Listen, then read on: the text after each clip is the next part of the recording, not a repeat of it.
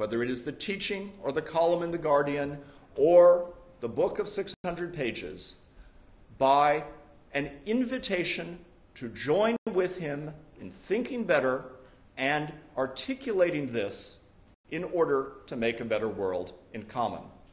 That's the public life of Richard Sennett. Thank you.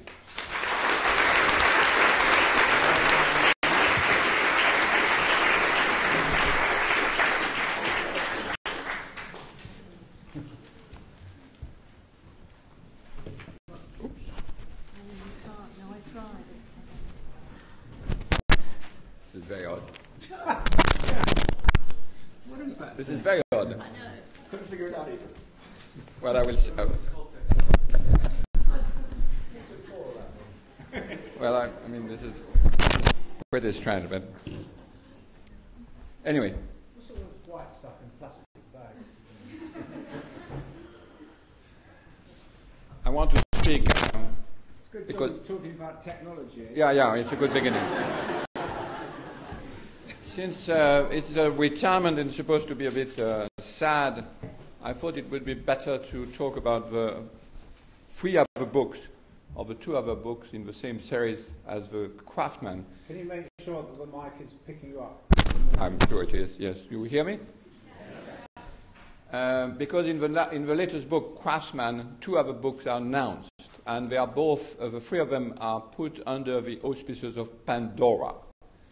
Now, of course, Pandora is known by the Greek, but also by Avatar.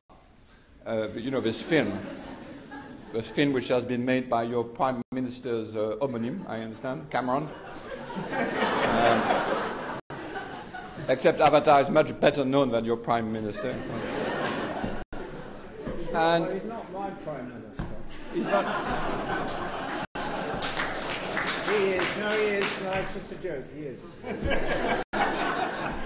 Anyway, in this, the planet is called Pandora. Now, I thought, of course, Pandora planet was actually robbed by Cameron, the filmmaker, from a book I wrote called Pandora's Hope. But there is a very interesting imagination now of how will Richard Sennett meets Pandora as a planet. In other words, my little talk is about, I think the best description is Richard Sennett meeting Gaia. The reason why I think of that because of the book in The Craftsman is actually a very interesting advance against sort of a renewal of materialism. I mean, this is the thing which interests us in science studies a lot.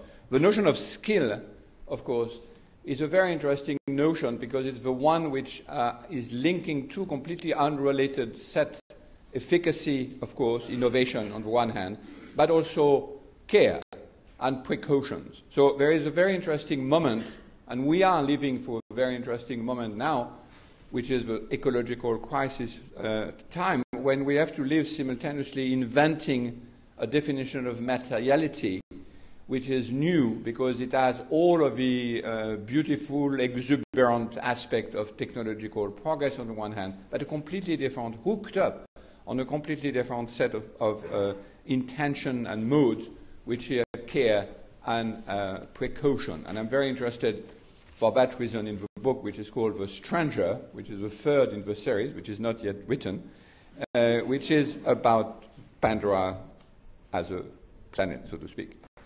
As you know, there is in the book by The Craftsman a story about Frankenstein. I mean, that's necessary when you speak of Pandora, you have to meet Frankenstein. But you also know that in the story of Mary Shelley was writing this book because of a volcano ash, actually, which stuck her inside of the Chamonix Valley for the whole summer. There was absolutely not one single day of sun because of a volcano ash. And she wrote this strange book, which is always misunderstood, and actually Frankenstein himself, with the doctor who made the thing, as you know, apologized for having innovated. And he apologized for having innovated and say, well, I will not innovate, I go back home, I will stop innovating. And of course, the whole book is about the fact that this guy is actually apologizing for a sin, hiding a much worse sin, and I think that's where Richard Sennett's, I should say, deontology or morality goes. The real sin of Frankenstein is, of course, of having abandoned his creature.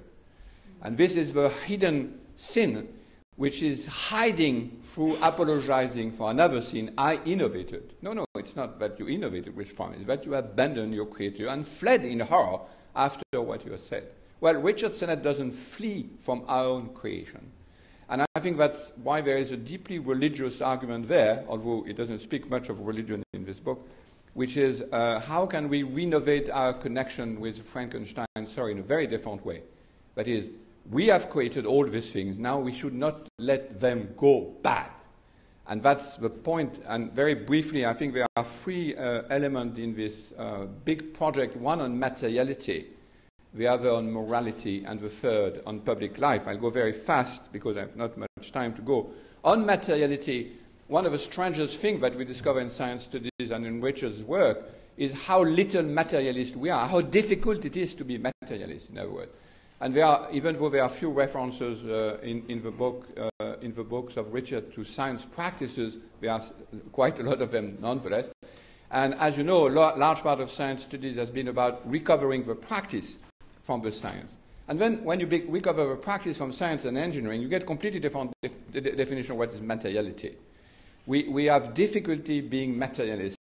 And when we think we are materialists, we forget lots of other things, like the people who are doing the material, and of course, like the skills. So one of the very important aspects of Richard's work for me is this rematerialization where matter doesn't appear as it is too often in the modernist discourse, which is in fact a very idealist definition of matter. So that's why I think we share the pragmatist tradition, and that pragmatism is our common source. What is so important also is that there is nothing nostalgic in the work of Richard when he deals with modern technology, and in all of the book you will see as many examples of modern technology like CAD design or Linus, as Judy mentioned, as they are from potters and weavers and all of these people. What is of course very important for the morality aspect is that in the work on materiality, we are made by what we do. So even though there is slight differences between some argument about the making, the anthropomorphizing of technology is not a mistake. We are made, the shape of the anthropos is made by the thing that they have done. So it's not that we project unduly on our computer, like enthusiastic Craig just showed it a few minutes ago.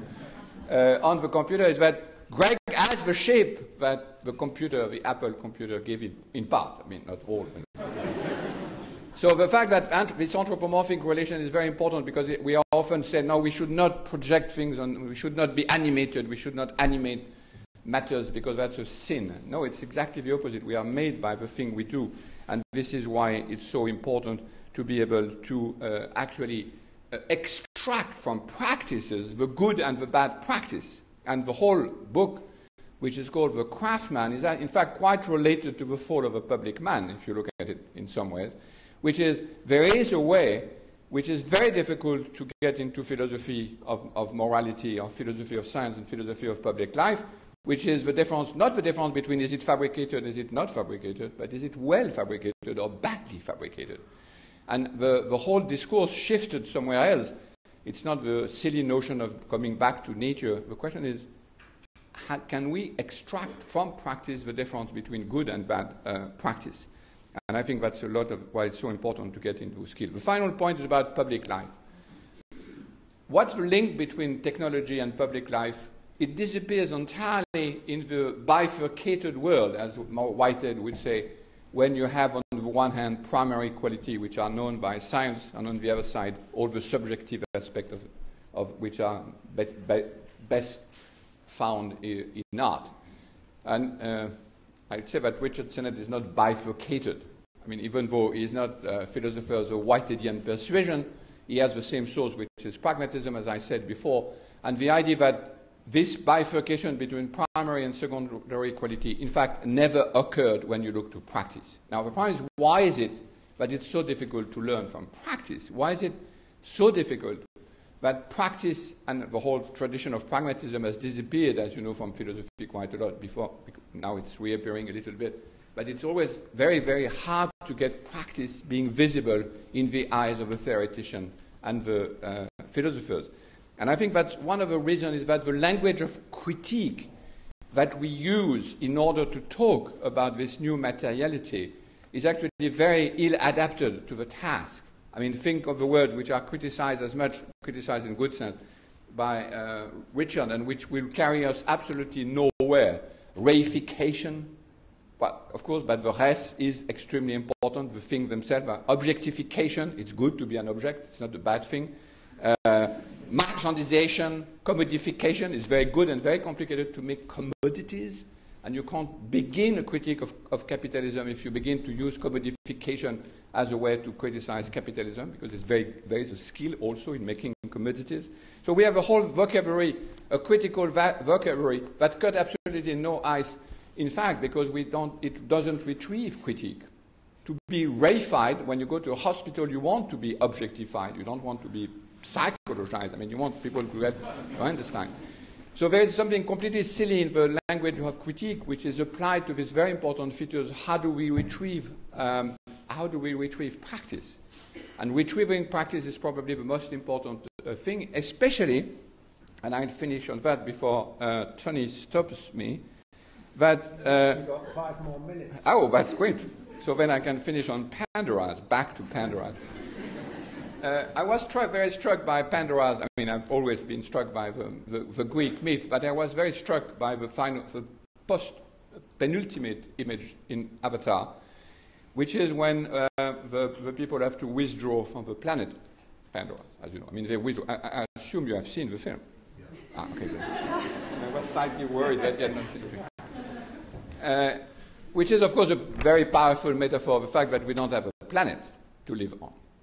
And in the introduction of a craftsman, there is a promise, and this is why I think it's important to think about the promise of Richard Sennett's work, now that's free from work, I mean, from one of his many positions at least, the promise to give us the skills which he recognized we don't have to live on Pandora's, I mean, on the Earth, sorry, on Pandora's, the equivalent of Pandora's planet. And it's quite interesting that Cameron actually used the word Pandora's to define the planet, which is this very odd type of situation where suddenly you realize that the place where we live doesn't have the size and doesn't have the capacity to bear our own work.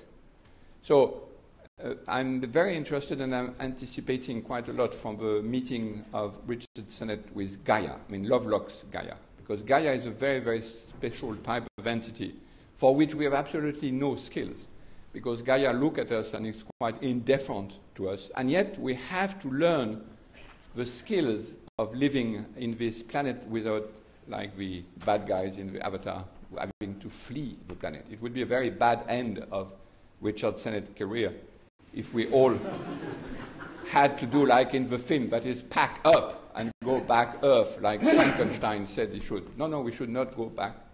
We should bear, but like and love our technology. Thank you very much.